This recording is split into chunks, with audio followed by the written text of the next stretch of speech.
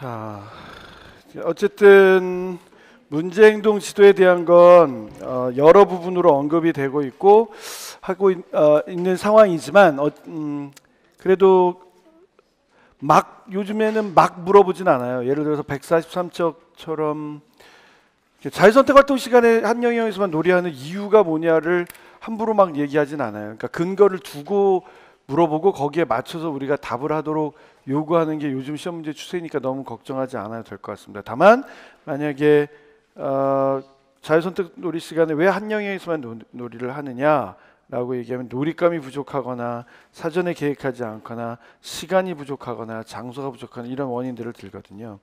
그래서 영역 간의 통합을 시도한다든지 교사가 공동 놀이자로 참여하는 기회를 갖는다든지 그 다음에 다른 영역에도 관심을 가지고 갈 수 있도록 이런 건 요즘에 논술에서 좀 나왔던 내용이기도 하고요.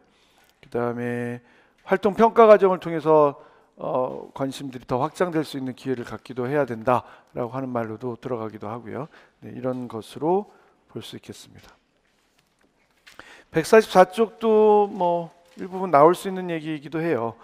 왜 수업을 방해할까요? 라고 얘기하면 일단 관심 끌기 위한 경우도 있을 거고 수업의 난이도가 맞지 않아서 제대로 행하지 못하는 경우도 있을 거고 아니면 그 난이도나 흥미가 맞지 않아서 그럴 경우도 있을 거고 아니면 규칙에 대한 인식이 거의 없어서 그래서 이런 문제가 생길 수도 있겠습니다.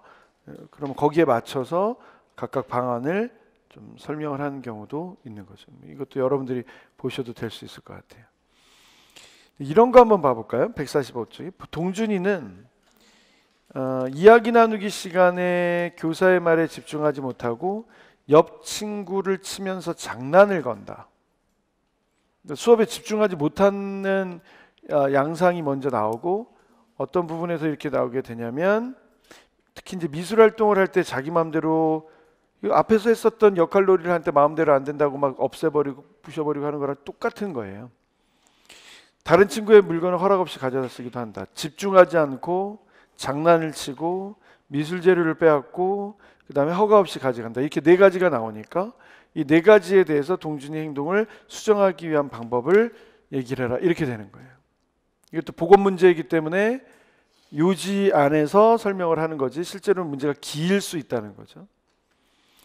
집중하지 못한다라고 얘기를 한다라면 집중거리를 찾아야 되잖아요. 그러면 수업에 집중한다는 얘기는 관심사나 흥미가 맞닥뜨려 있다라고 하는 얘기가 되어야 될 거고 없다라면 그 관심사나 흥미를 어떻게 불러일으킬 것인지에 대해서 얘기를 해봐야 될 거고 그 관심사나 흥미는 어디서부터 와요? 선경험에서부터 올 것이고 따라서 이야기 나누기 시간에 동일 주제 내에서 동준이의 경험 체계를 반영한 이야기 나누기가 될 수 있겠죠. 그러려면 동준이의 의견을 듣고 존중해주고 그 동준이에게 다른 아이들이 물어보고 이런 얘기들이 들어가야 되는 거죠. 그렇겠구나. 다음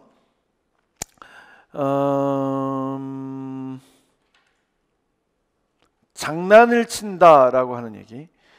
장난을 친다라고 하면 자신도 수업에 집중하지 못하지만 장난 때문에 함께 수업에 집중하지 못하는 아이들이 입장에서 생각을 해볼 필요가 있다라는 거죠. 그러면 수업의 방해로도 여겨질 수 있겠고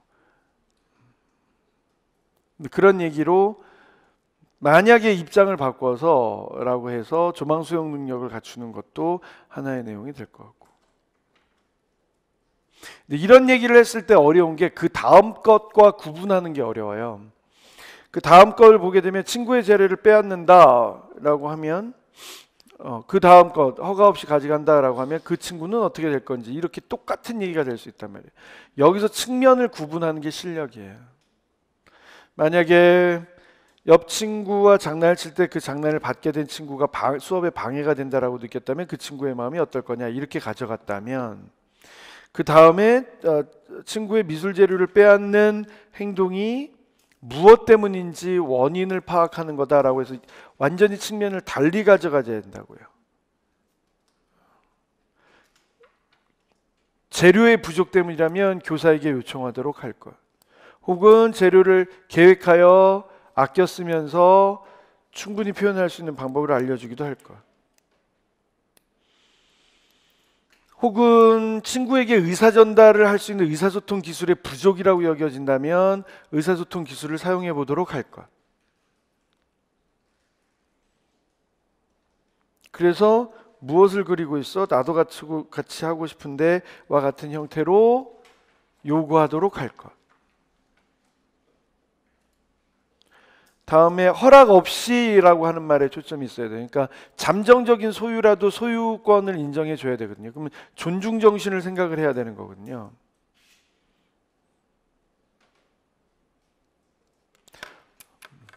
허락을 얻을 수 있는 것, 존중 정신을 발휘할 수 있는, 그게 맨 마지막으로 들어가야 되고, 그 존중 정신을 발휘했을 때의 상반 행동 강화나 이런 차원으로도 설명을 할 수 있어야 됩니다.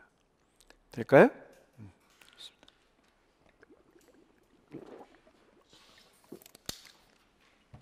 넘어가 보죠. 어쨌든 내용이 뭔가를 아는 것에 집중해 두세요. 야, 이런 것들도 문제로 냈었구나 이렇게 보셔야 돼요. 최근 유아들이 인터넷을 사용되는 비속어나 은혜에 노출된다. 이제는 이런 걸 얘기할 바가 아니죠. 이걸 모르면 시대를 못 따라가는 시대죠.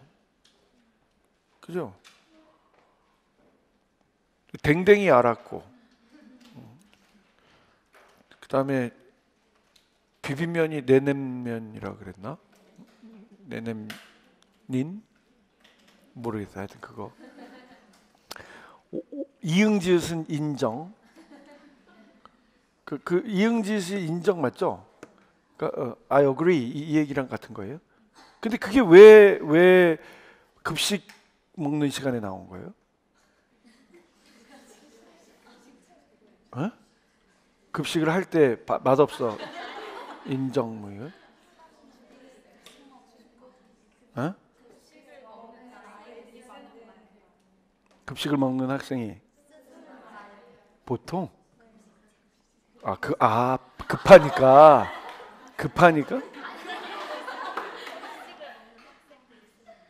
왜 그러니까 그걸 모르겠다는 거예요. 왜 급식을 먹는 학생들이 쓰는 말이에요? 어? I got it. 어른들은 안 써요 그러면? 안 써요? 그건 졸업해야 되는 거야? 급식은 넘어서야 되는 거야? 이응은 응이고 이응은 응이고 이것도 급식세? 또 뭐가 있어야 되지? 요즘 많이 쓰는 이거 뭐 이렇게 해서 뭐 이거 네 그러니까 손가락으로 하는데 그것도 들어봤어요. 집에서도 이러고 있더라고요.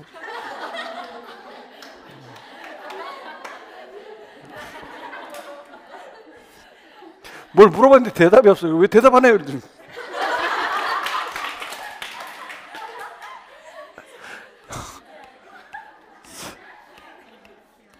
요새 우리 집은 참 대단합니다.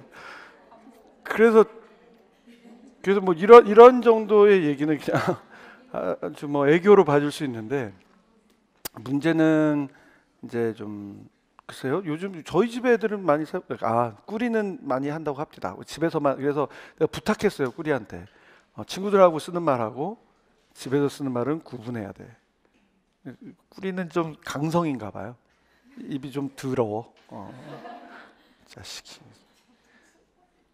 친구들하고 전화할 때 옆에서 저 게임 온라인으로 연결해서 하잖아요. 그걸 무슨 게임이라고 하더라. 이렇게 총 쏘고 하는 게임을 액티비티 게임 모르겠는데 무슨 종류가 있다는데요. 전략 게임 아니고 무슨 게임 아니고 그냥 다 총 쏘고 뭐 칼로 피나게 하고 뭐 폭탄 던지고 뭐 이런 류의 게임을 하는 게 있나 봐요. 걔네는 그런 게임을 되게 좋아하는데 오버워치가 대표적인 형태의 게임인 것 같은데 그거 하면 바깥에 들었거든요. 제 아들이 아닌 줄 알았어요. 야, 씨. 동물농장이야? 숫자 천국이고.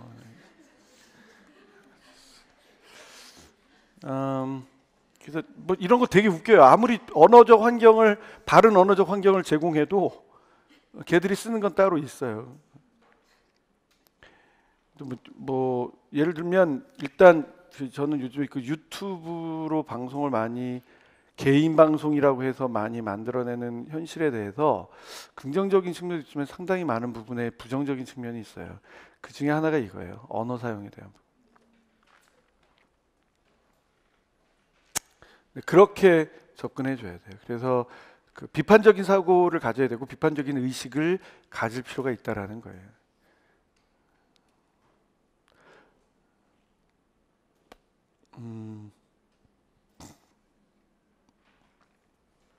바른 언어 모델을 지속적으로 보여준다. 글쎄요, 바른 언어 모델을 지속적으로 보여주면 꼰대가 돼버리는 것 같아요. 그래도 어느 한쪽은 지키고 있어야 되죠. 우스갯소리로, 그러니까 요즘에도 그러니까 저희 집에 카톡방이 있어요. 회원 수 4명. 이응지읒으로 보내면 완전한 문장으로 말해주길 원합니다. 내가 다 이렇게 써서 보내요. 그럼 걔들은 전화해요. 그 시간에는 전화를 하겠어. 알아들으면서 왜 못 알아들은 척하는 거예요. 바른 언어 모델은 예를 들어서 유아들에게 있어서는 확장 모방의 형태나 의미 부여의 형태나 이렇게 유아의 언어 발달에 아주 중요한 시기로 작용을 하는 거죠. 근데 전 개인적으로 결정적 시기를 발음 문제에 대해서는 결정적 시기에 대한 얘기를 일정 정도 인정하지만 어구, 그다음에 문형 이런 거는 결정적 시기가 있다고 생각하지 않아요. 얼마나 많이 적절한 환경이 노출이 되었느냐에 따라서 달라진다고 생각을 해요. 마찬가지로 속어 비형 그리고 특히 그 트럼프가 대통령인 그 국가에서는 영국이나 이런 쪽에서 쓰는 말과 달리 굉장히 압축체가 되게 많고 뭐랄까 우리가 들으면 이렇게 글로 읽으면 뻔한 건데 잘 들었을 때 모르는 그런 말들 있잖아요. 그런 말들을 새롭게 많이 만들고 있어서 굉장히 문제라고 하더라고요. 자기들끼리도 의사소통이 안 돼서. 그러니까 총질하지. 하여튼 그 은어 뭐 이런 것들 고대부터 있었어요. 은어는 그 은유적인 표현으로 쓰는 말들은 고대부터 있었는데 그게 좀 표현이 지나치게 강하거나 아니면 인간성의 수준을 넘어서거나 이렇게 되면 문제가 된다는 거죠. 왜 형제들끼리는 말 막 하지 않나요? 그러니까 꾸리는 1살밖에 차이 안 나는 바오인 형한테 가끔 대들으려 그래요. 어쨌든 바오가 3cm는 더 크거든요. 꾸리보다. 근데 꾸리가 계속 커가고 있는 중이에요. 그러니까 바오는 민첩성은 뛰어난데 상대적으로 순발력이 적어서 멀리뛰기를 잘 못했어요. 그래서 어저께 걔네끼리 대화하는 걸 봤는데 정말 가관이더군요. 대화하는 걸 들어보니까 바오는 이 허벅지랑 종아리가 진짜 굵어요. 그래서 걔는 교복을 기성복으로 할 수 없어요. 얘는 튼실해요, 얘가. 일단 그거는 바오의 표현에 의하면 엄마를 닮았기 때문이다. 뭐 이런 얘기를 하기는 해요. 하기는 해요. 안 들어가 교복이. 특히 하복은 다른 아이들은 이렇게 무릎 위에 하복이 이렇게 좀 펑퍼짐하고 이렇게 돼 있거든요. 걔는 쫄이에요. 쫄이에요. 그럼 더 큰 걸 사면 되지 않느냐? 그러면 안 맞아요. 그러니까 허벅지를 맞추자니 허리가 크고 허리를 맞추자니 허벅지. 그러니까 그런 거예요. 거기보다 종아리는 더 굵어요. 그런 형태로 상상을 해보세요. 얘가 어떻게 생겼을까? 근데 꾸리는 길어요. 그러니까 손도 길고, 그러니까 애들이 성향이 좀 다르다는 얘기를 하고 싶은 거예요, 제가. 근데 이 자식들이 어저께 얘기를 하는데, 아유 형 멀리뛰기 2m 15밖에 못 뛰었어? 나 2m 30 가까이 뛰는데 뭐 막 이렇게 되게 많이 뛰는 거예요. 그 정도가 뛰어도. 그랬더니 바오가 이렇게 딱 밥을 먹다가 오른쪽에 바오 왼쪽에 꾸리였거든요. 앞쪽에서 이렇게 밥을 먹다가 이렇게 탁 내려놓고 한번 싹 쓰다듬었어요. 아무 말도 안 하고 한번 딱 쓰다듬었어요. 네. 그리고 꾸리는 밥 먹었어요. 그들 안에 한 번도 몸의 대화를 나누거나 한 적을 본 적이 없어요, 내가. 그런데 바오의 이 손짓 하나로 끝났어요. 근데 이제 어쨌든 사회는 저희 집 안에서는 현재 고기까지예요. 근데 친구들끼리 만났을 때는 어땠을까? 걔들이 PC방에서 간다면 어떤 대화를 나눌까? 뭐 별게 다 상상이 되죠. 그렇기 때문에 한 곳은 안전기지이자 한 곳은 바람직한 모델로서 작용을 할 필요가 있다는 거예요. 어쩔 수 없이 교사는 꼰대여야 돼요. 같이 호흡하기도 하지만. 예를 들어서 이번에 그 U20 그 축구대회가 기대되지 않아요? 진짜 우승해버리면 어떡하지? 걔네 막 1980년대 하던 카퍼레이드 해야 되나? 막 종로 앞에 지나가고 강남 앞에 지나가면 막 이렇게 색종이 뿌리고 막 이래야 되나? 어? 어떻게 해야 될지 모르겠는데 그 감독님이 얘기한 게 있어요. 감독님 인터뷰한 거 봤어요? 감독님 그 경기한다고 머리에 무스 바르고 나왔대. 근데 에콰도르전 이겨갖고 애들이 머리에다 물 뿌린 거예요. 그래서 인터뷰를 하는데 머리 무스 바르는데 애들이 물 뿌렸어요. 이렇게 하면서 시작을 한 거예요. 그래서 아이들이 너무 버릇없지 않냐고 뭐 이런 얘기를 했더니 오늘만큼은 가능하다고 생각하고 라커룸에서 걔들은 충분히 즐길 자격이 있다고 생각합니다. 그럼에도 불구하고 그 아이들은 자기 조절력이 있는 아이들이라고 생각합니다. 이렇게 얘기를 하는 거예요. 그 얘기는 감독님만큼은 자유를 주되 끌려가지 않는 거죠. 그러니까 우리가 얘기하는 언어 모델이라는 게 그런 거예요. 네? 맞아? 네? 네? 뭐 이상하긴 한데, 네? 이상하긴 한데 만약에 사용한다면 한 번쯤은 사용할 수 있겠죠. 근데 가족이 아무 생각 없이 물어보면 다 이상하잖아. 그런 얘기예요. 그렇지만 재미를 느낄 수도 있고 또 그렇지만 또 다시 공식적인 자리에서 이야기하는 걸 쓸 수도 있겠고. 제가 그 지리 선생님 얘기, 그 이기상 선생님인가요? 그 지리 선생님 얘기 한 번 했잖아요. 그 아들 키우시는데 몇 년 전 화면인지 모르겠는데 아들 키우시는데 어머니한테 정말 할머니 빡치게 해요. 그러고 얘기를 해서 그 아이를 데려다 놓고 네가 빡친 그분은 너를 낳아주신 나를 낳아주신 어머니야.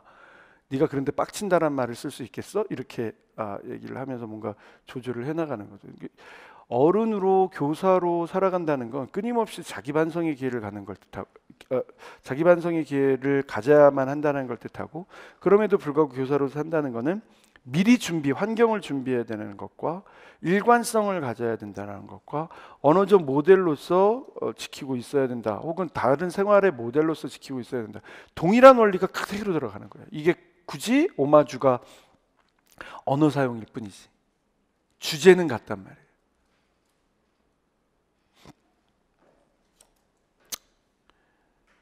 그 다음으로 가볼까요? 요즘에 이제 이런 것 한번 봐봐요. 민교사는 지영이 어머니와 상담을 통해 지영이가 유치원 아이인데 하루에 5시간 이상을 뭘 하는 거야 도대체. 그러니까 문제 자체가 10년 전에는 굉장히 좀 과장되어 있어요. 그러면서 뭔가 얘기를 하려고 그래요. 근데 요즘에는 이렇게 안 줘요. 진짜 있을 법한, 진짜 딜레마가 될 만한. 결국에는 그 조절력을 어떻게 갖출 것이며 그 지나친 자극을 어떻게 조절해 나갈 것이며 이런 얘기잖아요. 지금은 이제 스마트폰의 사용에 관련된 부분으로 얘기를 할 거고 약속 시간을 함께 정한다는 걸 거고 혹은 다양한 아웃도어 액티비티를 권장할 수 있어야 된다라고 하는 부분도 얘기를 해줘야 될 것이고 그죠? 실제 real interaction, 그러니까 실제적인 상호작용을 할 필요도 있다라고 하는 얘기를 해야 될 것이고 이게 답은 다 정해져 있어요. 그래서 조절력과 사용 습관, mass media, visual, material, electronical material 뭐 이런 얘기로 쭉 전자기능기기, 인터넷 사용 얘기, 그다음에 뭐 영상 매체에 관련돼 있는 얘기, 어떤 말을 쓴다 할지라도 다 조절력, 그다음에 순기능에 대한 확보, 그다음에 더 나아가서 규칙에 대한 얘기, 또 사회적 관계 형성에 대한 필요성, 건강 유지를 위한 문제, 그리고 뭐 성인들의 본보기 이런 얘기 찾아가야 된다.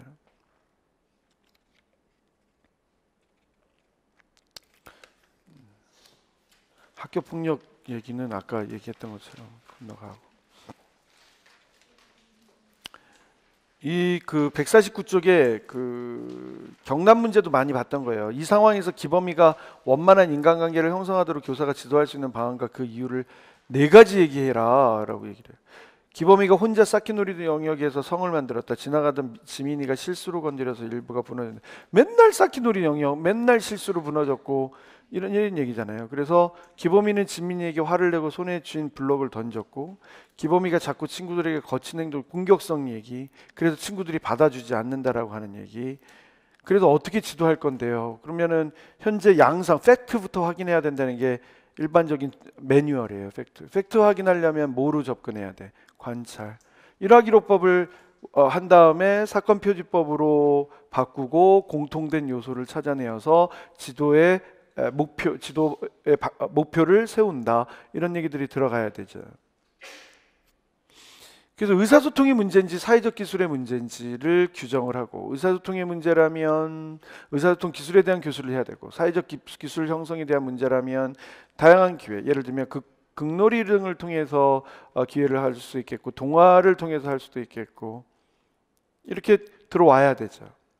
세 번째 얘기, 혹시 교사가, 앞에서 했더니 그대로잖아요. 혹시 교사가 환경 구성을 제대로 하지 않아서인가? 이런 얘기.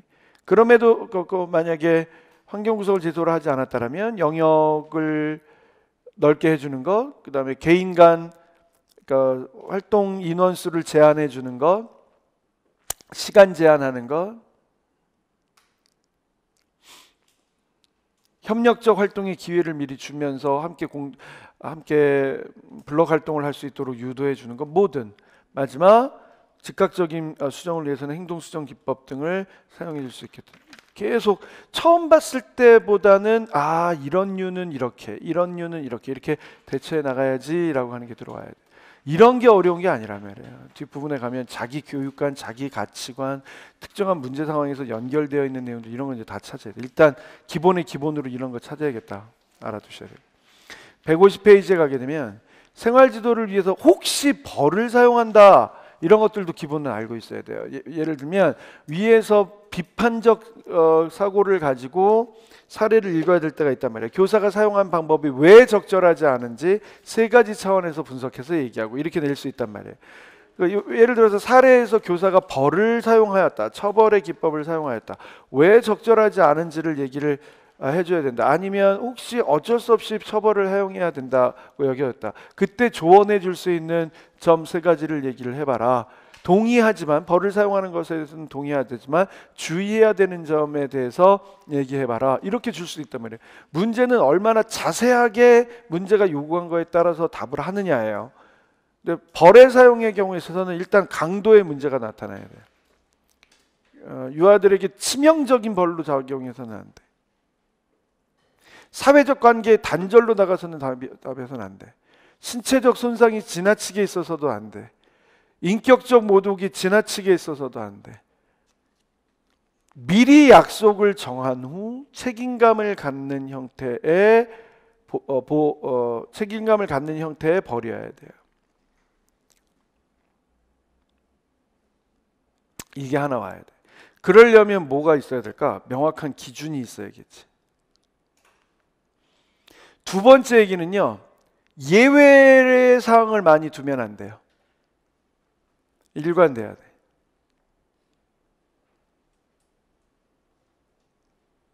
심지어 교사까지도, 심지어 부모까지도. 그래야 벌이 중요한 게 아니라 규칙을 준수하는 게 필요하다. 벌이 외적 동기화로 시작이 됐지만 내면적 자기 동기화, 이거 마이켄바움이라고 하는 그 특수에서 문제 하나 나온 거 있어요. 마이켄바움에서 외적 조절에서 내적 조절로 옮겨가기 위한 그런 과정이거든요. 굉장히 중요한 얘기예요. 다음번에 그 마이켄바움에 대한 거 나올 수 있어서 반드시 좀 준비해 두셔야 됩니다. 코스텔릭이 나왔기 때문에. 그래서 일관성 얘기가 들어가야 돼요. 일관성이 있어야 내적인 자기 동기화로 이어질 수 있어요. 내적인 자기 기준으로 이어질 수 있어요. 물론 말이에요, 규칙이 있다라고 했을 때 그러니까 법치 국가는 덕치 국가만큼 성공하기 힘들어요. 중국의 고대 그 제자백가 시대의 여러 나라들이 있잖아요. 그 나라들의 이제 통치 형태를 보면 어디는 법치국가, 어디는 덕치국가 이렇게 되는데 법치국가가 편리하기는 해요. 근데 덕치국가만큼 발전하기는 힘들어요. 왜냐하면 사람들이 그 법이 무서워서 지키는 경우들이 있기 때문에 본인의 본성과는 다르게. 덕치국가는 그들이 따르도록 하는 거예요. 그 규칙을. 예를 들어서 우리가 규칙의 일관성을 갖는 이유는 일관성을 지키지 않았을 때 찾아서 벌을 주기 위한 목적이 아니라 규칙의 일관성을 갖는 이유는 내재화되기 위해서 내재화되도록 하기 위한 거예요. 그래서 융통성 없이 운영하는 게 아니라 융통성을 갖되 원리, 원칙, 철학 등에 대한 것들은 맞춰야 된다는 거예요. 그래서 저는 법학 전공 근처에도 안 가봤지만 법 철학이라는 것도 있어요. 그 특정한 법. 예를 들어서 사형제도에 대한 법 철학이 있단 말이에요. 여러분들은 어떻게 생각하세요? 사형제도에 대한 법 철학. 이런 거예요. 이런 거 안 물어볼 것 같죠? 우리나라에서는 사형제도가 시행되고 있지 않습니까? 그런데 사형제도에 대한 선생님께서 견해를 밝혀주시고 그 견해에 비춰서 교육과정 운영을 어떻게 하실 것인지 얘기하십시오. 사형인데 규칙과 질서 얘기를 하려고 하는 거예요. 명료한 규칙은 필요합니다. 하지만 무서워서 규칙을 지키는 것이 아니라 저 같으면 이렇게 얘기할 수 있어요. 사형 제도는 있어야 되나 시행은 무기한 연장해야 됩니다. 아직까지 우리나라 사회에서는 무기한 연장한다는 걸 안 한다라고 하는 것과는 다른 얘기입니다. 왜 그렇게 생각합니까? 저는 약간 보수적일 수 있기 때문이에요. 예를 들면 왜 있어야 됩니까? 그거는 사람들에게 경계의 대상으로 작용할 수 있기 때문입니다. 그러나 직접 시행하는 것은 융통성 있는 운영이 아니라고 생각합니다. 따라서 이를 우리 교실로 옮겨 설명한다면 명료하고 정확한 규칙은 필요하다고 생각합니다. 물론 이 규칙은 아이들과 함께 하나하나 구성해 나가도록 하겠습니다. 다만 상황적 논리나 의도, 어떤 규칙이 위배되었을 때 의도 혹은 동기 이런 것들을 모두 파악해서 함께 규칙 준수를 할 수 있도록 유도하는 수업을 하도록 하겠습니다. 예를 들어 자전거 이렇게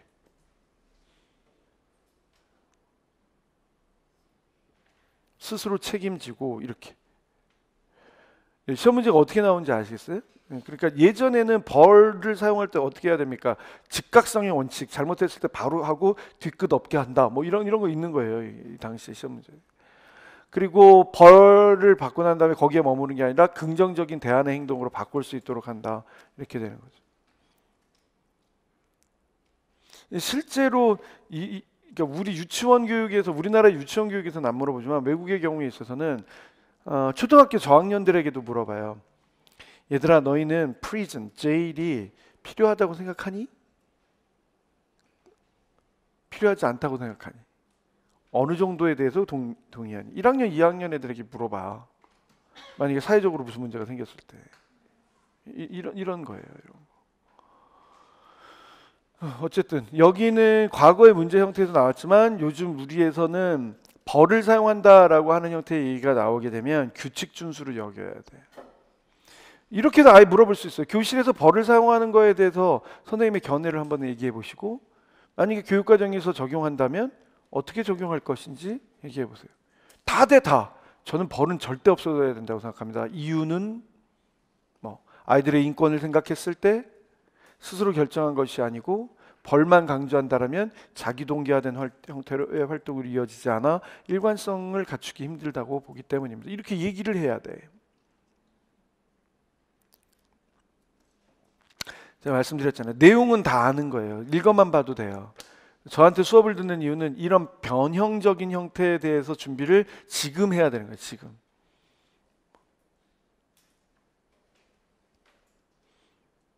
이런 얘기도 이제 나오네. 151페이지에 보면 사례를 읽고 유아의 지도 방안에 대한 세 가지 학부모의 항의에 대처하는 방법. 항의에 대처하는 방법은 거의 같은 얘기가 될 거고 심지어는 대구에서 그렇게 전화로 실현하라는 것도 나왔었잖아요. 이런 거. 철수가 길동이의 바지를 발목까지 벗긴 것을 영희가 보면서 울었다.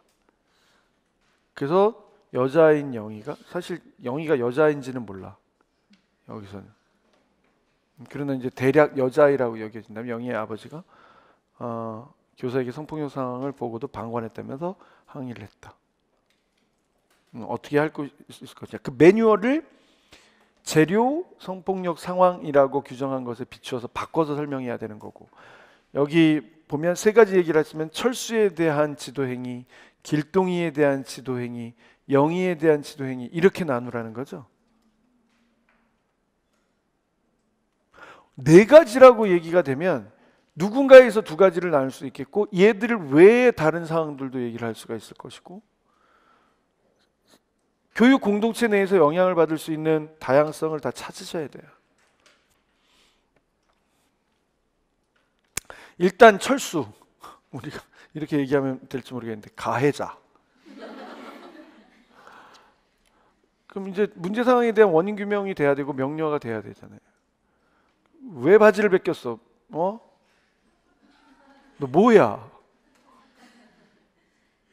내가 너에게 이런 말을 쓰고 있지는 않지만 네가 한 행위는 변태와 같아.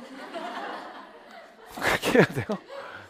미리 규정하고 들어가서는 안 된다는 거죠. 물론 상황은 벌어졌는데 어떤 상황에서 이루어졌는지를 확인해야 되죠. 옛날에 박명수 씨가 저 정준하 씨 바지 벗겼는데 팬티까지 벗겨져서 공설운동장에서 문제 생겨서 둘이 그렇지 않아도 소목소목한데 지금도 소목소목하고 둘이 만나는지 모르겠어요. 근데 그랬던 일들도 있고, 또 실제로 이게 지금 문제로 이렇게 나와서 그렇지 저희 어렸을 때만 하더라도 허구 헛날 성희롱 성폭력이 있었단 말이에요. 아이스 깨끼 뭐 이렇게 해갖고.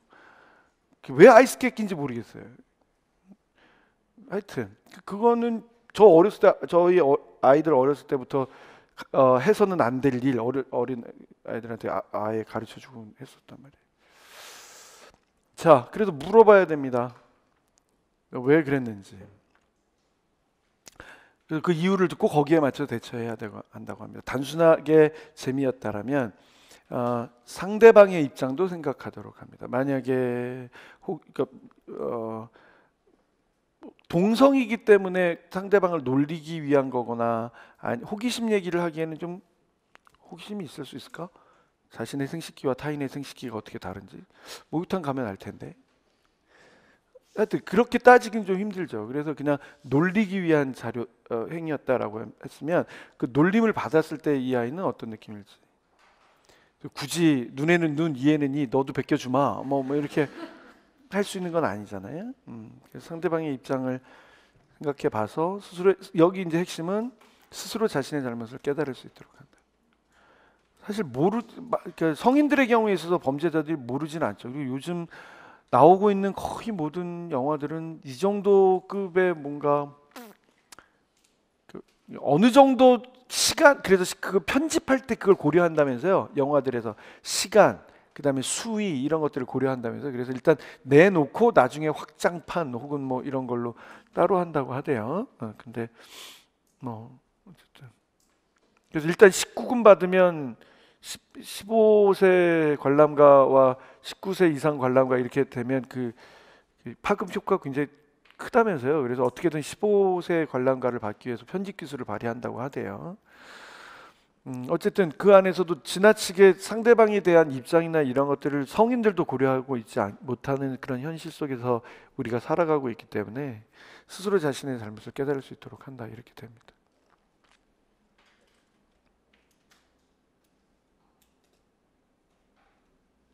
영희도 이렇게 물어보네요. 예를 들면 영희가 운 이유는 뭘까요? 놀래서? 뭘 놀래? 그러니까 이것도 한번 여쭤볼게요. 그러니까 좀 낯설잖아요. 바바리맨 낯설잖아요. 근데 일단 여성의 경우에 있어서는 그 바바리맨이 만났을 때 성폭력으로 이어질까 두려운 게 1순위죠. 1순위죠. 그렇죠? 성기를 드러냈기 때문에. 아이들의 경우는 여기 지금 그렇게까지 나오진 않았는데 이런 거예요.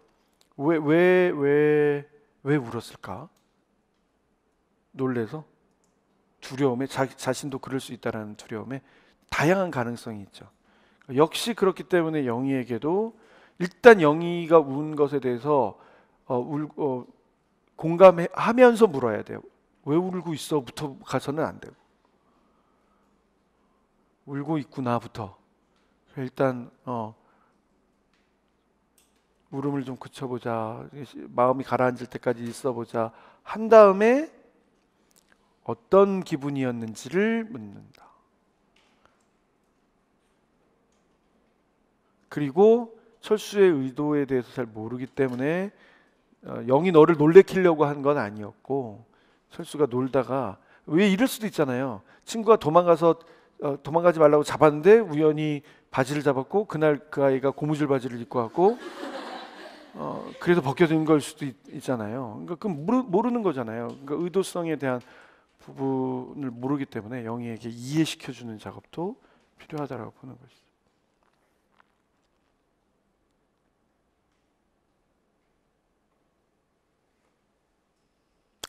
길동이에게는 일단 위로부터 정말 창피하지 않았을까요? 그리고 당황스럽잖아요. 당황했겠다. 공감, 위로, 그죠? 이런 얘기. 그래. 실제로 철수가 너를 일부러 그런 건 아니었대. 내가 물어봤는데. 같이 놀다가 가지 말라고 잡았는데 그게 바지를 잡은 거였대. 그래서 실수였대. 그럼 이제 직접 사과하게 해야 되는 거죠. 그죠? 또 마음을 수용해 줘야 되는 거고.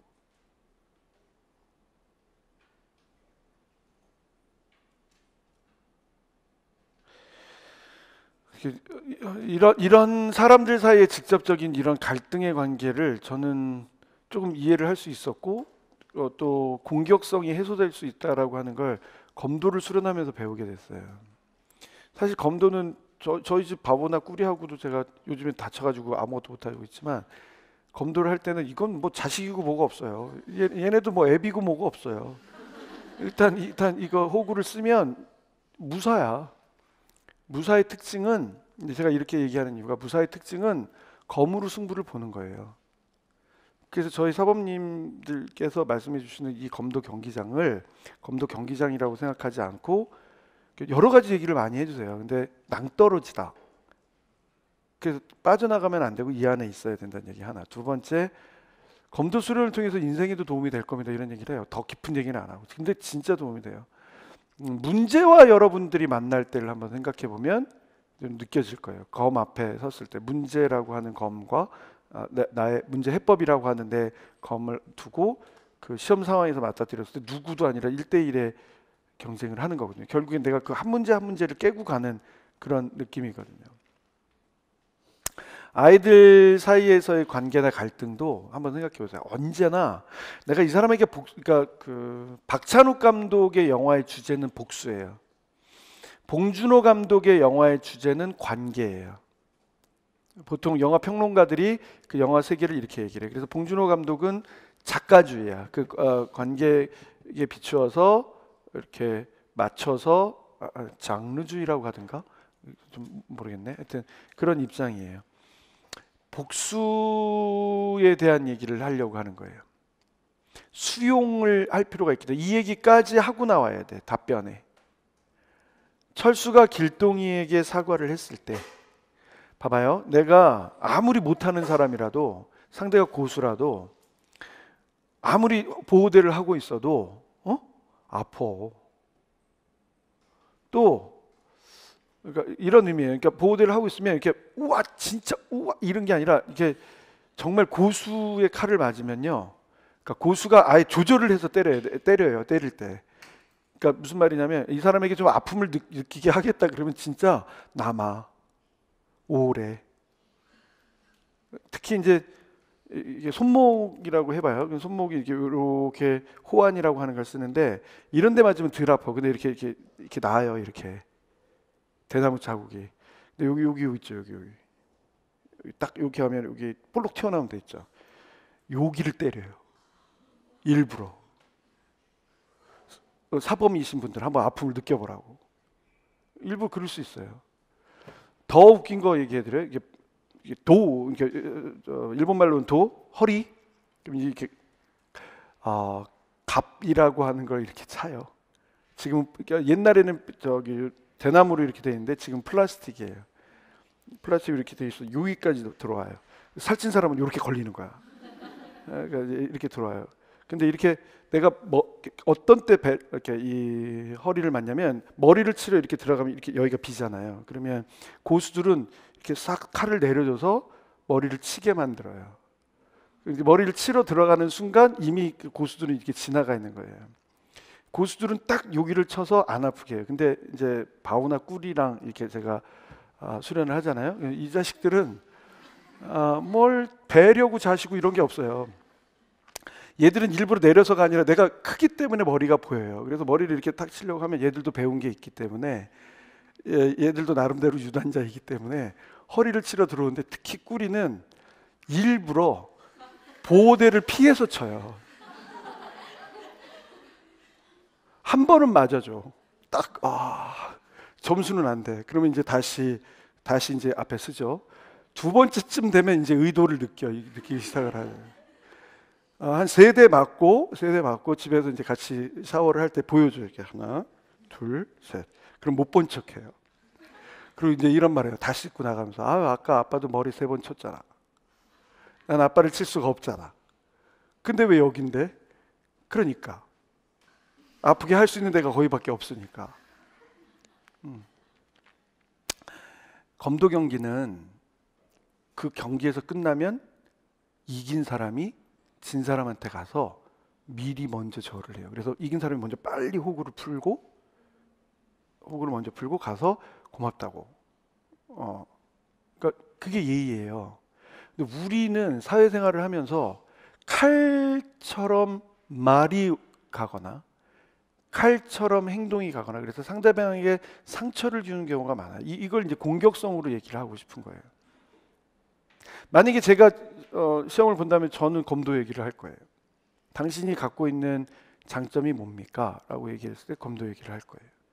여러분이라면 여러분의 인생사에서 이 갈등을 어떤 시각으로 보여주는지를 얘기를 해야 돼요. 그게 제가 검도 얘기를 하겠다라고 하는 얘기는 제 철학을 얘기를 하고 싶은 거예요. 문제에 따라서 당신이 갖고 있는 교사의 관점은 무엇입니까? 라고 하는 부분들이 문제로 물어요. 저는 구성주의 교육관을 갖고 있습니다. 이렇게 얘기하면 하수야. 응? 말을 하나 만들어야죠. 오늘 꾸리가 저기란데요. 그 졸업사진을 찍는데요. 그래서 며칠 전에 산 옷과 어제 끙끙대면서 뭔가 준비하더라고요. 그래서 뭘 그렇게 준비하냐 그랬더니 오늘 그 졸업 앨범에 자기 좌우명을 이렇게 하면서 찍는 게 있나 봐. 그걸 하면서 찍는 건지 아니면 합성을 하는 건지 포토샵에서 이렇게 해서 찍어주면 여기다 이렇게 뭐 이렇게 하는 건지 이렇게 했나 봐. 한 2시간을 끙끙대면서 결국에 왔어요. 저한테. 아빠 뭘 하면 좋을까? 그걸 왜 나한테 물어? 너에게 좋은 게 뭘까? 그 자식 그럼 쿨하게 피스 이거 어때? 뭐 이렇게 하는 거예요. 왜? 자, 여러분 걸 가져야 돼요. 구술에서는 노량진에서 배운 걸 반복하는 걸 알아요. 앞에 사람도 피스, 두 번째 사람도 피스. 앞에 사람도 딱 봐도 검도 안 하는 사람인데 검도, 두 번째도 검도. 저건 유민영한테 배운 거다. 이렇게 되는 거예요.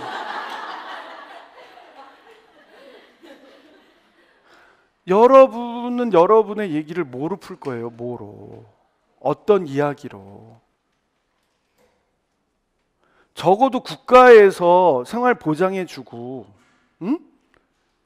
교육에 전념하라고 하는 사람들에게 그 사람들도 투자를 할 때 내가 정말 준비된 사람을 이렇게 뽑고 싶을 거 아니에요. 뭐로 무엇으로?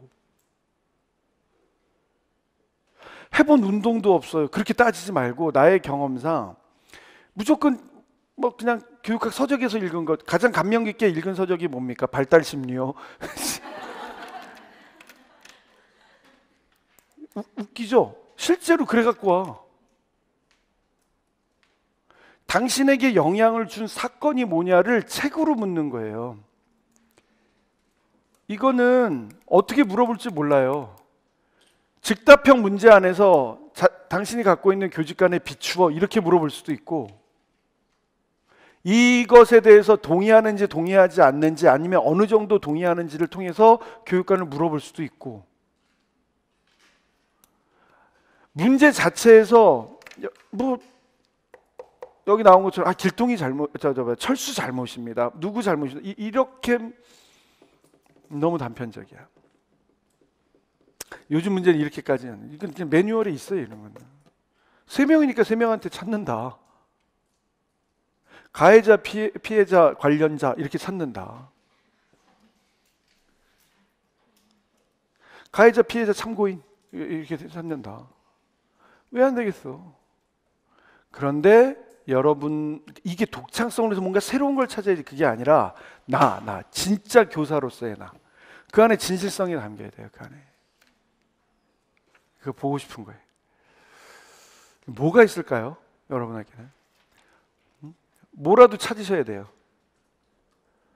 감춰졌던 기억이라도 소환해야 돼. 아 맞아, 나 태권도 배웠었지. 그때 느꼈던 거 뭐라도 끄집어내야 돼. 응? 자원봉사를 했어요. 자원봉사 경험을 통해서 느꼈던 게 뭔지를 찾아야 돼. 이게 꼭 경기만 해당되는 얘기가 아니에요. 이게 교사론에 있어. 당신에게 영향을 준 일반 경험이 뭐냐, 교육적 경험은 뭐냐, 책은 뭐냐, 사람은 누구냐, 가까운 지인들은 누구냐, 왜 그랬느냐, 그것을 반영해서 교육과정을 운영한다면 어떻게 할 것 같냐. 그걸 물어보면 학부모님들을 처음 만났을 때 하는 인사를 얘기해 보세요. 혹은 물어보면 이 신체 활동을 할 때 해야 될 활동으로 나와 보세요. 그러면 어떤 맥락이 쭉 통일성으로 연결이 돼야 돼요. 그런 얘기예요. 생활지도를 할 때도 마찬가지 얘기예요. 여기 다 여러분들 보셔야 되는 거. 문제가 다를 뿐이에요. 152페이지에 오면 수조장 영역에서 판게임을 하던 유아들이 주사위를 높게 던져서 천장에 형광등이 깨졌대. 일단 해야 되는 게 뭐야? 안전이에요. 움직이지 말고 가만히 있어 줄래? 잘못을 따지는 게 아니라. 그리고 상황 파악이죠. 그 얘기예요, 그 얘기. 사고 얘기니까 사고에 대해서 안전 확보, 상황 파악, 응급처치, 미리, 여기서부터는 다 들어가는 내용이고, 특히 형광등이니까 요즘에 LED로 바꿔서 이제 이 문제는 또 안 나오지. 예를 들어서 환기시킨다는 얘기도 있었고, 그렇죠. 파편 정리한다는 얘기도. 어쨌든 이런 걸 물어보는 이유가 다 뭐야? 안전 확보하느냐, 응급처치하느냐, 거기에 맞는 상황적 관리 능력이 있느냐, 규칙으로 정리하느냐, 사후 대처가 있느냐, 이런 얘기들이 쭉 나오는 거잖아요. 맨 마지막에 봐보세요. 유아들에게 함께 할 수 있는 주사위 나눔할 때 주의할 점에 대해서 이야기 나누고 지킬 수 있는 약속을 정해서 유아가 실천하도록 합니다. 그리고 교사의 잘못은 없냐. 왜 주사위를 그거로 해서? 부드러운 거면 됐었을 텐데. 자유롭게 활동할 수 있도록 해야지.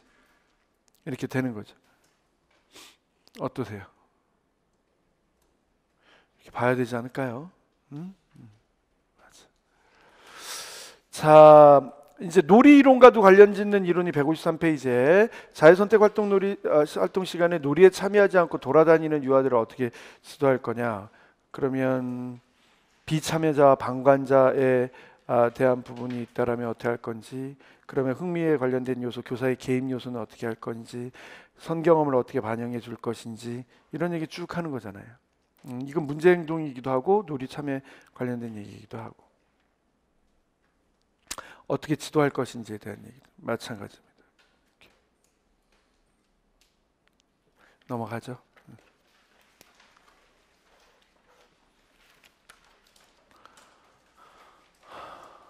이런 경우는 어떻게 해요?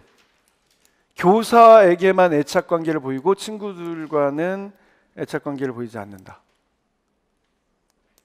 물론 상황 논리가 나올 수 있겠지만, 이것도 일단 수용성을 발휘하되 원인 파악부터 나서야 된단 말이에요. 관심 끌기 대한 사항, 그다음에 친구와의 관계 형성의 어려움, 아니면 과제 몰입의 어려움, 한 세 가지 정도로 나눌 수 있겠죠.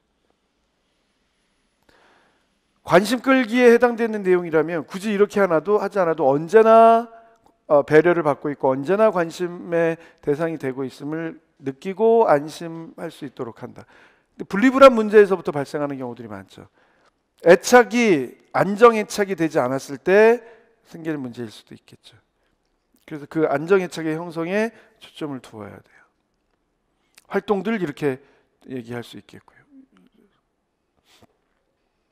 다음, 친구와의 관계 형성이 어렵다라고 하면 사회적 기술 의사소통으로 또 들어가야 되는 거고, 놀잇감에 관련되어 있는 얘기로 한다 그러면 그와의 선경험 관심 얘기로 또 들어가야 되는 거고, 생활 주제 내에서 이 유아가 보였던 반응 양식을 반영해서 일화 기억을 통해서 반응 양식을 반영해서 이 유아가 관심을 확장할 수 있는 활동 유형이나 재료나 흥미 영역 구성이나, 그게 예를 들어서 여름 주제다라고 얘기하면 여름 주제 안에서 설명이 되어야겠죠. 머릿속에서 막 상상이 되어야 돼요. 안 그러면 이거는 한두 끝도 없이 수업을 해야 돼요. 이제 특정 부분을 자세하게 한번 알려줬으니까 지침을 듣고 여러분이 만들어 가야 됩니다. 이런 거. 이거 또 가져와도 되겠구나. 이런 내용 또 가져와도 되겠구나. 이렇게 보면서.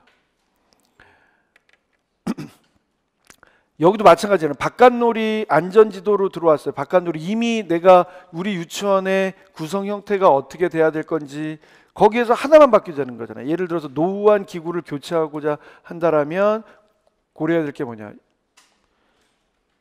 일단 노후한 기구라면 안전 문제 때문일 거고, 재질 문제, 유아들의 사용 능력 범위에 대한 문제, 옆 교구와의 관련성, 그래서 균형성을 갖추는 형태의 문제,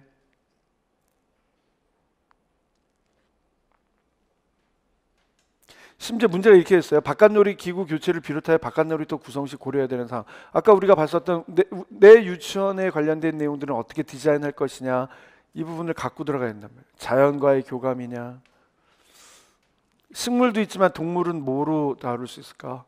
그냥 아무거나 가지고 오지 마세요. 진짜 가능성 있는 애들을 데리고 와야 돼요. 토끼 쉬울 것 같죠? 내가 해봤거든.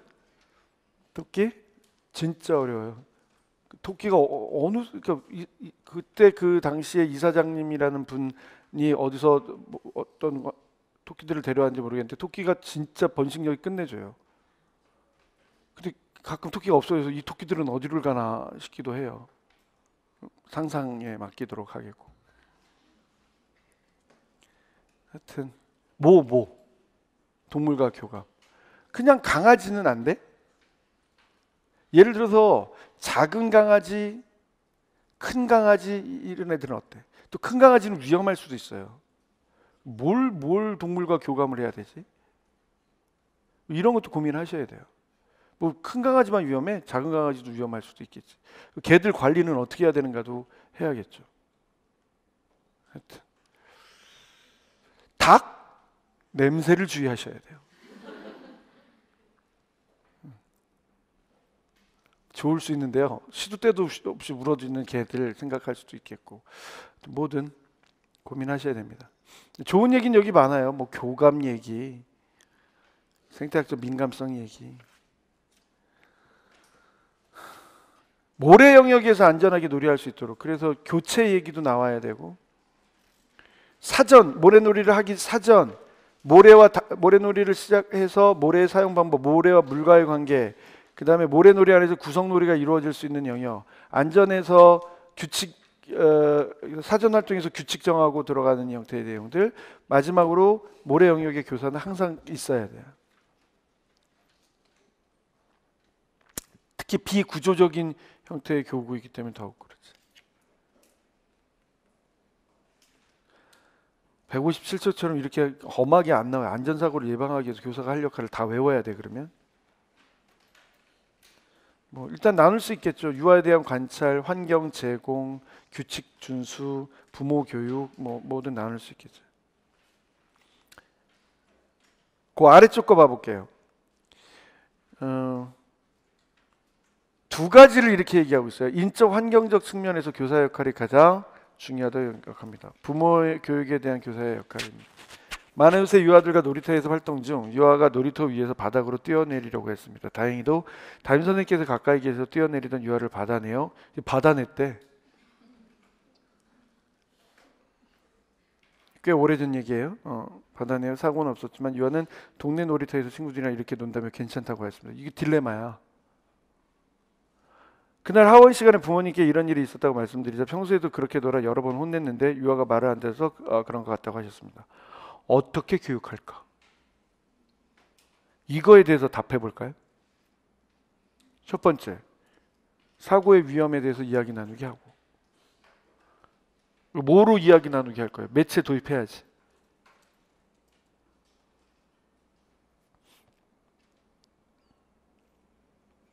규칙만 정할 게 아니라 지킬 수 있도록 뭐를 할 수 있을까? 팻말? 미술 영역에서 팻말 만들어서 붙일까요? 푯말? 친구들이 보면 서로 하지 않도록 말릴까요? 그래서 교실에 문화로 만들어 가야 되지. 규칙은 문화가 돼야 돼요. 질서는 문화로 자리 잡아야 되는 거예요. 가정과 연계해서 지속적인 가정통신문, 부모상담, 유치원에서의 일. 왜 대구나 이런 곳에서는 밥상머리 교육 굉장히 중요하게 생각한단 말이에요. 밥상머리 교육의 첫 번째는 지속성이에요. 일관성이고 가치의 전수예요. 꼭 필요해. 함께 식사하는 시간. 여러분들은 수험생활 하시면서 가족들과 함께 식사하시는 시간 하루에 한 번은 갖나요? 수험생활이 끝나고 나면 가족들과 함께 식사하는 시간을 가지실 필요가 있어요. 좋든 싫든. 관계를 풀기 위해서도 필요하고 관계를 계속 유지하기 위해서도 필요해요. 그렇습니다. 두 번째, 환경 구성에 관련되어 있는 내용들. 본인 경험이 있기 때문에 이런 얘기들 나와요. 3, 4세 송아반에서 3세 유아가 천막 교구 안에서 역할놀이를 하고 있었는데 4세 유아들이 옆에 있는 쿠션 소파에서 뛰다가 쌓여있던 쿠션들이 무너졌고 천막을 덮쳤대요. 그럼 깔린 거야. 그러니까 이런 게 실제로 빈번하게 일어나는 사고라고요. 이런 상황이 좋다. 자, 이런 상황에서 교사가 대처해야 될 내용이 무엇일까? 이거를 써볼까요? 일단 쿠션에서 뛰도록 한 것도 문제고요. 그 쿠션에서 뛰었을 때 발생할 수 있는 사고의 내용에 대해서 예측하지 못한 문제도 있죠.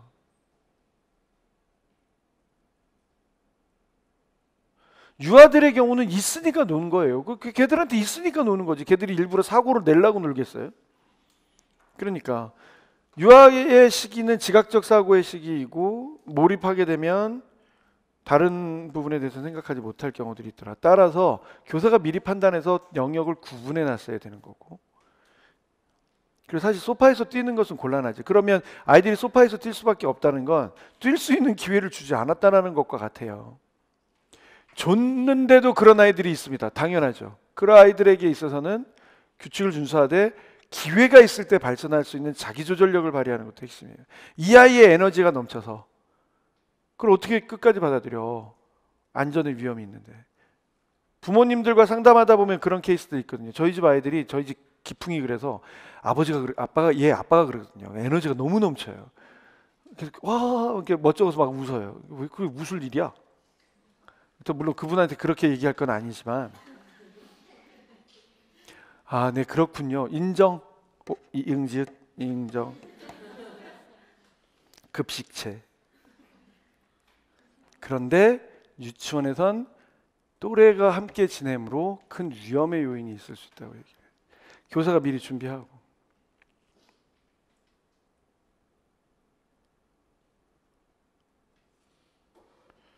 교사 책임일 수 있어요. 이런 경우. 교육과정 운영할 때 에너지를 발산할 수 있는 기회를 줘야 된다는 얘기와 또 실내에서의 행동 규칙에 관련되어 있는 얘기와 이렇게 들어가야 되죠. 그렇지 않을까요? 자, 158쪽으로 와보세요. 이런 얘기들도 나왔네. 목재 교재 교구를 사용할 때 요즘에는 거의 안 쓰는데 혹시 모르니까 알아두세요. 이거 환경 호르몬 나올 수 있는 것들 주의한다. 목재 교구이기 때문에 염증으로 이어질 수 있는 사고들이 있죠. 찔리거나 해서.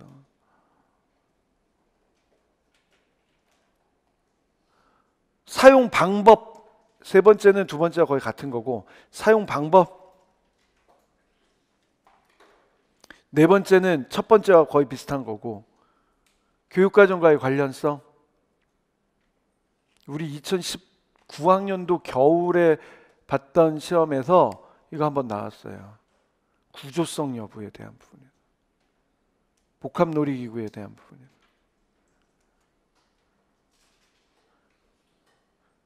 그리고 목재 교구는 좀 위험해. 나무 블럭도 사실은 좀 위험해. 비근한 예로 도미노 게임을 아이들이 나무 블럭으로 하는 경우들이 많거든요. 그 넘어졌을 때를 생각해 보세요. 목재 교구를 갖고 가다가 탁 떨어뜨렸는데 제가 당한 사고처럼 이렇게 발가락에 콕 이렇게 다친다고 생각해 보세요. 그런 일들이 있을 수 있단 말이에요. 그래서 안전상의 유의점, 옮길 때의 유의점, 이런 거, 사용상에서 교육구를 사용할 때, 그다음에 교육과정과의 관련성, 주제와의 관련성, 이런 것들 따지는 얘기, 그다음에 표면에 관련되어 있는 얘기, 그다음에 환경 호르몬에 관련되어 있는 얘기. 자, 대인 안전으로 유괴 예방 얘기 나왔네. 어떤 방법들을 쓸 수 있을까? 시청각 교육은 필수일 거고요. 영상 자료와 관련된 거. 시뮬레이션 할 줄 알아야 돼요.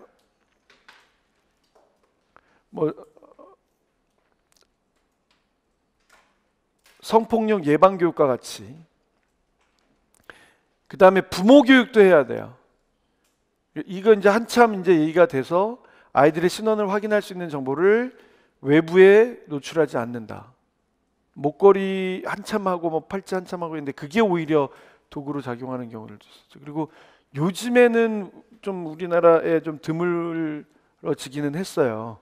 또 이런 내용들을 막느라고 CCTV 활용해서 참 그 얼마 전에 어린이집에서 CCTV를 규정대로 운영하지 않아서 문제가 있다라고 얘기를 했는데 이렇게 얘기하면 끝난다면서요. 이게 없어졌네요. 컴퓨터가 오작동됐네요. 이 정도 얘기하면 끝난다면서요. 그럼 처벌도 안 받는데 과태료 얼마 내고 만드는데 문제일 수 있죠. 근데 어쨌든 그런 것 때문에 그래도 많이 줄어들긴 했지만 예를 들어서 실종의 문제는 끊임없이 제기되는 문제예요. 겉으로 드러나지 않아서 그렇지. 그래서 이야기 나누기 시청각 교육을 통해서 설명을 받을 수 있는 거. 그 다음에 이야기 나누기 안에서 시뮬레이션을 해나갈 수 있는 형태의 내용들.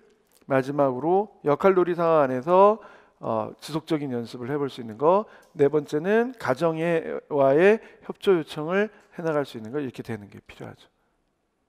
물론 지역사회 전문가도 모실 수 있겠지만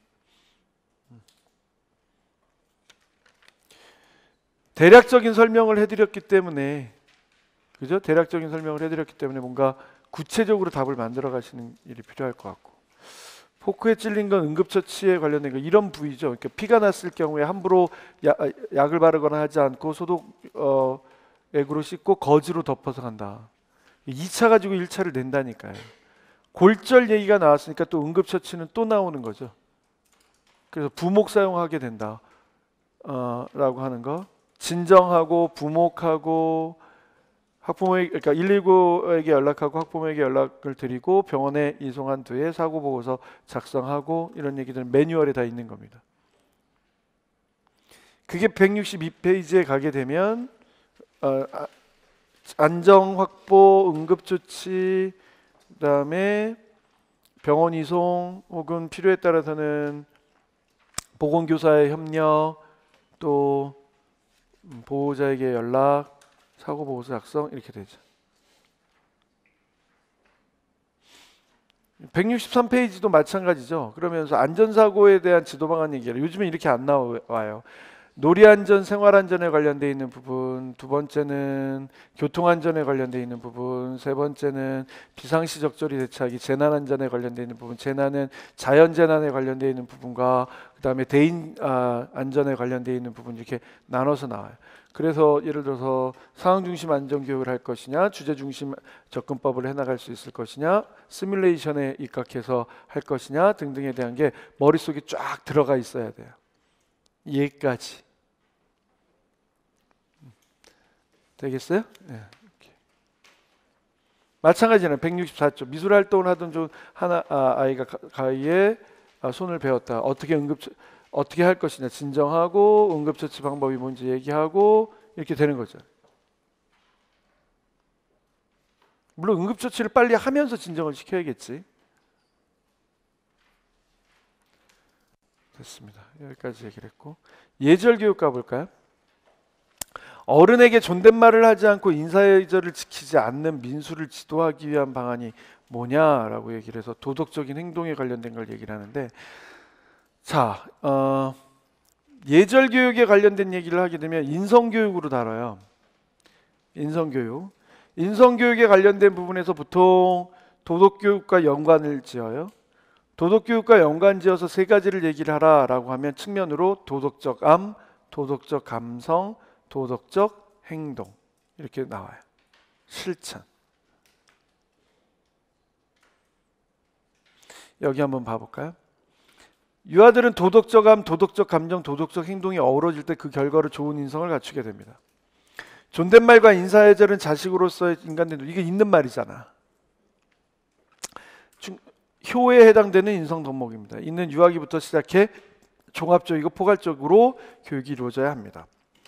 민수를 지도하기 위한 구체적인 방안.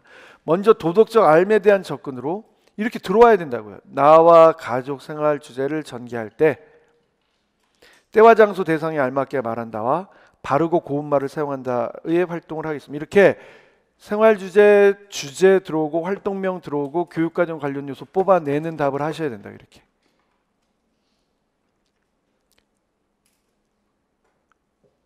가능하다면.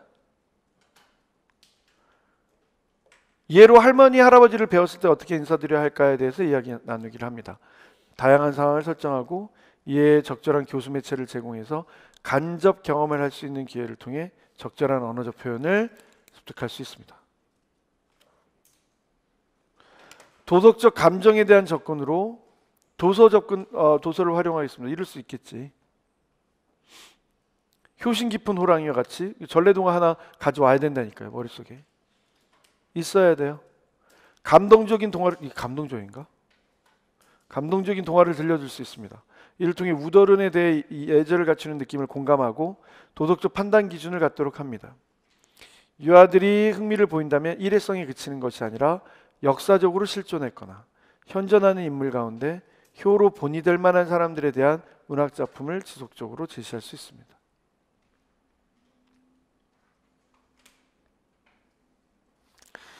마지막으로 도덕적 행동에 대한 접근으로 있는 것들이죠. 지역복지센터의 어른들을 직접 방문하여 친밀감을 가질 수 있는 활동을 합니다. 이건 좀 오버 아니에요? 다리 주물러드리기, 안마해드리기, 효의 실천인가? 그냥 인사만 잘해도 실제로 실천하는 거니까 꼭 거기까지 가지 않아도 학교에서 유치원에서 함께 생활하시는 어른분들께 때와 장소 대상에 알맞게 말한다, 바르고 고운 말을 사용한다 해서 배운 걸 직접 실천해 보도록 합니다. 이건 어떨까요? 그러니까 제가 드리는 말씀은 너무 값싸 보이는 걸 하지 마세요. 보편적이되 진실한 걸 얘기를 하시는 게 좋아요. 뭐 아이들은 맨날 안마만 하는 사람이 아니잖아요. 그게 효도예요. 그래서 저는 좀 반대예요. 교사가 먼저 모범을 보이고 어른들께 대하는 모습을 모범을 보이고 유아들에게도 먼저 존중해 주면 유아들도 다른 사람을 존중하고 예의로서 대하는 것을 배울 수 있습니다. 공경하는 모델을 가질 수 있습니다. 그래서 머릿속에 166조에 보면 이렇게 꼭 대구만 이런 게 내는 게 아니라 예절 교육에 관련되어 있는 다양한 방법들이 뭔지를 얘기를 해요. 2000년대 중반에 나왔던 얘기긴 하지만 외국 사람이라고 다 예절이 없고 그런 거 아니란 말이에요. 예절은, 예의는 상대방에 대한 배려에서부터 나오는 거예요.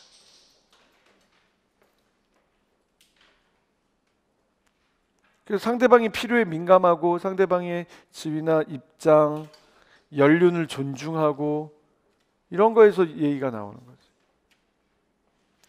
그렇게 따지면 모든 사람들은 다 자기만의 가치와 의의를 지니고 있기 때문에 누구나에게 다 예의를 가져야 되는 거죠. 그런 상황에서 뭐 5가지 정도 얘기를 하라 그러면 도덕적 알무로 2개, 감정으로 하나, 감정으로 2개, 실천으로 하나 이렇게 하든지 어떤 원칙을 가지고 이야기 나누기를 가든지 아까 우리가 얘기했던 거예요. 도덕적 예절 교육에 있어서 5개의 영역을 모두 찾는다. 그렇게 가기는 좀 힘들잖아요. 그러면 활동 유형으로 예를 들면 동극에서는 예절 교육을, 또 음악에서는 예절 교육을, 미술에서는 어떻게 따져가야 되죠. 지역사회 기관과의 방문 얘기를 하면 예절 교육을 뭐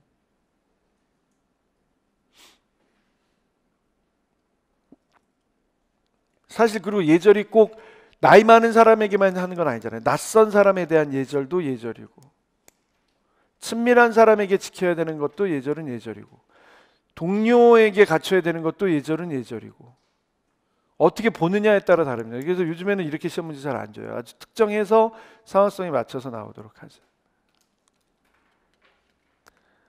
아유, 대구는 이런 거 많이 낸다니까요. 지연이는 아침마다 엄마와 헤어지기 싫어서 울고 떼를 쓴다. 이를 해결하기 위해서 이게 들어가야 돼. 공감, 다양한 제시, 칭찬을 사용하여 지연이와의 상호작용을 시연하시오.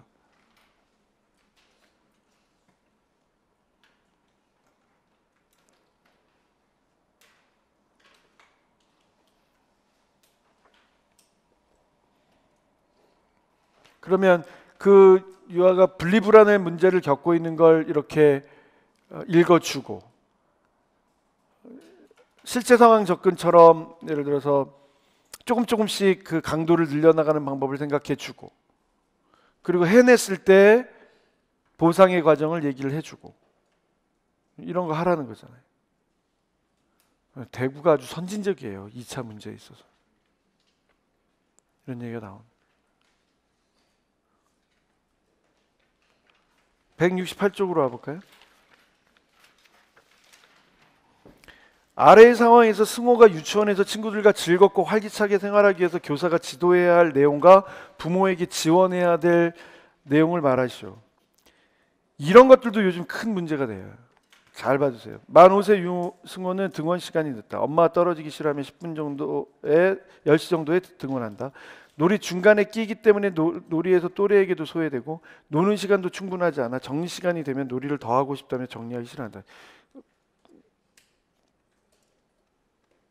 악순환이죠, 악순환. 어머니께 9시까지 등원하도록 말씀드렸지만 여전히 승호의 등원 시간은 매번 늦다. 답을 한번 봐볼까요? 승호가 유치원에서 즐겁게 생활하도록 하기 위해서 교육적으로 노력해야 될 고려해야 될 내용을 말씀드리겠습니다. 승호에게 놀이에 참여하는 방법과 또래와 소통할 수 있는 방법을 교육하겠습니다. 물론 승호가 늦게 와서 놀이의 맥락에서 처음부터 참여하지 못하는 것이 근본적인 원인일 수 있습니다. 그러나 유아들의 놀이 맥락을 읽고 함께 놀이하기를 요청하며 놀이에 참여할 수 있는 사회적 기술을 모델링하고 공동 놀이자 등의 역할을 교사가 담당해서 승호가 놀이에 참여하도록 할 수 있습니다. 일단 어디든 먼저 하나를 깨고 들어가야 된단 말이에요. 각각의 요소들이 다 영향을 미치고 있으니까. 우선 유치원에서 뭔가 즐거움을 찾아보자 이렇게 하는 거예요. 늦게 오고 늦게 와서 소외되니까 놀이 시간이 충분하지 않고 놀이 시간이 충분하지 않으니까 끝날 때쯤 되면 필 받고 그래서 어떻게든 일찍 와달라고 하는데 그건 개선되지 않고 또 집에서는 다시 반복돼요. 그러니까 유치원에서 적응이 문제라면 유치원에서 즐거움을 맛보도록 하자라고 하면서 또래와 소통할 수 있는 방법으로 들어와. 그 다음에 다른 유아들에게도 만약에 이 아이가 이랬을 때 수용해달라고 얘기해. 개방적으로 얘기해. 부모님께 지원해달라고. 안정애착, 그러니까 분리불안 문제는 애착의 문제이니까 일관된 양육 태도에 의한 안정애착을 갖도록 하고 예컨대 체계적 둔감법. 실제 상황 접근법과 같은 것에서 차이가 있는데 체계적 둔감법은 가상적인 형태를 좀 더 강조한다면 실제 상황 접근 둔감 정도로 얘기를 한다면 이거는 실제 그 강도를 확장시켜 나가는 그런 방법으로 얘기를 한다는 거죠. 부모님이 혹시 자유선택 활동의 중요성에 대해서 인식하지 못하는 걸 수도 있기 때문에 자유선택 활동의 중요성에 대해서 지속적으로 참여할 수 있도록 자유선택 활동에 지속적으로 참여할 수 있도록 안내하고 도움을 요청한다 정도로도 얘기를 하고 있네요.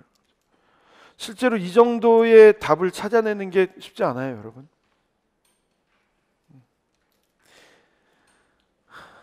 될까요? 169 기본생활 습관을 지도하기 위한 방법. 식사 예절, 인사하기, 청결, 협력, 배려. 이건 과거에 기본생활 습관에서는 이렇게 식사, 독립적인 어떤 생활 방식, 그다음에 상대방에 대한 사회적 관계 형성을 위한 인사하기, 뭐 이런 것들로 얘기를 했던 거예요. 넘어가도 돼요. 170쪽 이 생활지도에 관련된 부분 보게 되면 길동이는 할아버지와 사는 조선가정 유아이다. 길동이는 유치원에서 친구들과 어울리지 못하고 갖고 싶은 물건을 몰래 가방에 넣어 집어넣곤 한다. 이제 여기서부터는 가정 특성으로 연결되고 있는데 유아들이 나타내는 다양한 문제 상황이 드러나게 돼요. 이 문제 상황을 어떻게 일일이 극복을 해낼 수 있을 것인가에 대해서 이제 좀 더 생각을 하셔야 됩니다. 오늘은 여기까지 하겠고 다음 주에 오시면 생활지도 가정 특성부터 쭉 다루기 시작해서 교육과정에서 창의인성 파트를 볼 거고요. 이제 이 부분들은 이제 좀 더 실제적인 부분으로 갈 거예요. 그다음에서 바로 교사론의 교사 자질론부터 시작해서 업무 수행에 해당되는 건 아마 마지막 주 정도가 되지 않을까 싶은데 다음 주에 교사 자질론까지 쭉 따질 수 있도록 좀 한번 해보도록 하겠습니다. 될까요? 예, 그래서 일단 하나하나 내용을 찾고 실제성을 갖춰가는 데 중점을 둔다. 내 답안을 찾아 나가는 데 초점을 둔다. 이렇게 생각하시고 공부하셔야 됩니다. 그래야 늘어요. 수고했습니다.